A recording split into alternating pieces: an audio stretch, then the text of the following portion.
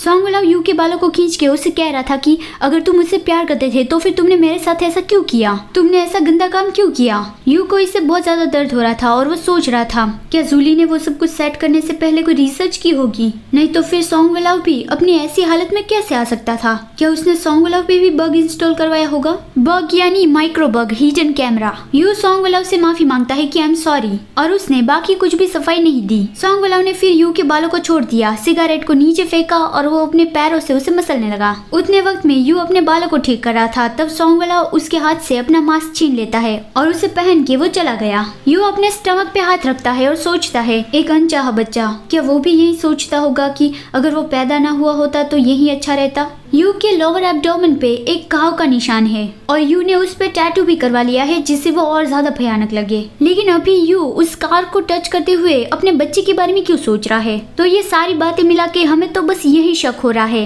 कि यू का जो बच्चा है उसका बाप सॉन्ग वाला हो सकता है, लेकिन यहाँ पे बताया नहीं है, ऐसा बस शक हो रहा है। ठीक है, फिर अगला सीन आता है, यू और मोमो मिट्टी से बाउल बना रहे थे। यू उसे कह रहा था कि आई थिंक तुमने जो बाउल बनाया है वो बहुत ही अच्छा है, इसमें 2 मीट के पीस आराम से आ जाएंगे। मोमो खुश हो गया और मिट्टी से मीट के पीस बनाने लगा कि एक मेरे लिए और एक आपके लिए। यू सोचता है मैंने तो अभी उसे मीट दिया भी नहीं है, लेकिन उसने ये ऑलरेडी फिगर आउट कर लिया कि उसे कैसे डिवाइड करना है। पहले सॉन्ग में अकेला अकेला ही रहता था, अब वो ज्यादा घुलने मिलने लगा है। तो यू उसकी तारीफ करता है और उसके नाक पे मिट्टी लगा के भाग गया। मोमो को इसकी वजह से गुस्सा आया और वो भी यू के पीछे भागने लगा उसे मिट्टी लगाने के लिए। तभी जियो आंटी वहाँ पे आ गई। यू ने मोमो को उठा लिया और कहा कि चलो वापस चलते हैं, और मोमो उसकी बात मान गया कि ओके। यू जियो आंटी से पूछता है कि आखिर बात क्या है। जियो आंटी कहती है मिस्टर चैंगपिंग पहाड़ी के नीचे ही है, वो आपसे मिलना चाहते हैं, क्या आप उसे यहाँ पे इनवाइट करना चाहते हैं या फिर मैं उसे वापस भेज दूँ। यू के हाथों में मिट्टी लगी थी तो वो टॉवल से अपने हाथों को पोंछ रहा था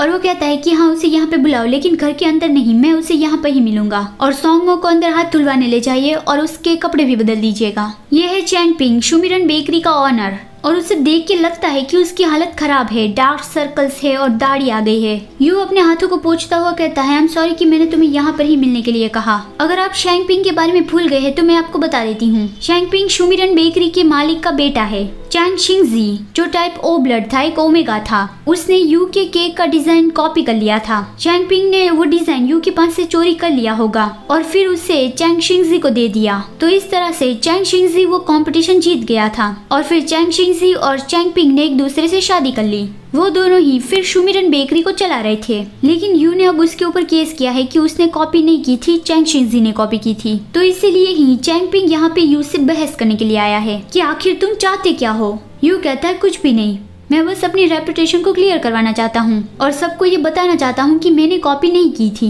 मुझे खुद को शर्मिंदगी हो, ऐसा मैंने कभी कुछ किया ही नहीं था, दैट्स इट। चैंगपिंग गुस्से से कहता है तुमने उस भरपाई के रूप में जो अमाउंट मांगा है वो हम अफोर्ड नहीं कर सकते। क्या तुम ये चाहते हो कि उसके लिए मैं शुमिरन बेकरी को बेच दूँ? शुमिरन बेकरी मेरे डैड की खून पसीने की मेहनत थी। निंग्यो तुम ऐसा कर रहे हो तो क्या तुम्हें मेरे डैड के लिए सॉरी फील नहीं हो रहा है? यू कहता है लेकिन तुमने जो किया था क्या तुम्हें अपने फादर के लिए सॉरी फील नहीं हुआ था? चैंगपिंग गुस्से से कहता है अगर शिंगजी ना होता तो हम उस वक्त कंपटीशन नहीं जीते होते, सिर्फ टाइप ओ ब्लड और टाइप ए ब्लड वाले ही वो कंपटीशन जीत सकते हैं, वो लोग कभी भी तुम्हारे जैसे टाइप बी ब्लड वाले को फर्स्ट प्लेस पे रखेंगे ही नहीं। मेरे डैड ये कहते रहते थे कि तुम टाइप ओ ब्लड वाले की कंपेयर में टैलेंटेड हो, लेकिन सिर्फ टैलेंट होने से क्या फर्क पड़ता है, तुम्हें तो मैनेजिंग करना भी नहीं आता था, हार मान लेते थे, और तुम्हें आजकल क्या ट्रेंड चल रहा है उसके बारे में भी नहीं पता था, तो फिर तुम उस बेकरी को कैसे चला पाते? अगर तुम्हारे हाथ में शुमिरन बेकरी आ गई होती तो अभी तो वो खत्म हो गई होती। यू कहता है इसलिए तुमने चैंग शिंगजी के साथ मिलकर मुझे फ्रेम किया था ताकि मैं तुम्हारे हाथों से शुमिरन बेकरी ले ना लूं।